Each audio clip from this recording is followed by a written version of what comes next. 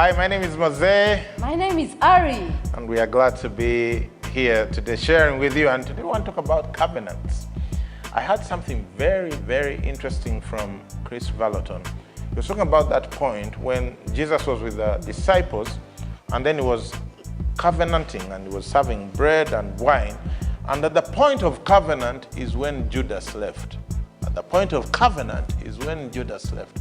And he said something important. He says that the cohabiting spirit wants intimacy without covenant.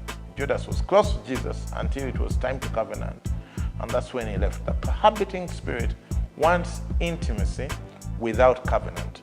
And I know that may sound radical, but in today's generation, lots of people are having intimate relationships as if they are married when they don't have a covenant. And that's very dangerous. That's not how God has set it up. God has set it up in such a way that you start with covenant and then you move towards intimacy. For this reason, a man shall leave his father and mother, be joined to his wife, bling bling, and then the two shall become one flesh. So it is bling first, goods later. Girls, you understand that? Bling first, goods later. Ari, do you want to say something? Covenant speaks about commitment. You sacrifice and give your word to stay in the thing for life. You can't jump out. And if you do the cohabiting thing, it's the whole spirit of I can move out when I want, but with commitment, you stick in because you've made the covenant for life. And the whole thing why this is so important, especially if you're a believer, is that the new covenant between Christ and the church is really predicated on this thing. That's why it says that we are the bride of Christ. In marriage, they give you the certificate before you start.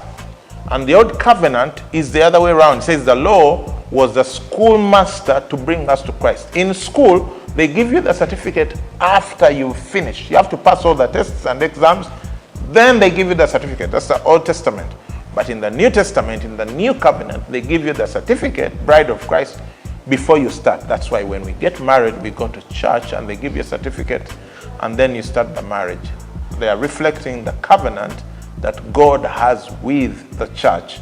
That's the same thing that the purpose of marriage is for. So if you want to continue reflecting to the world, if you're a believer, and you want to continue showing the world the kind of love that God has for the church, then you do not need to be in those relationships where there is no covenant, because then you're living the opposite of what you believe.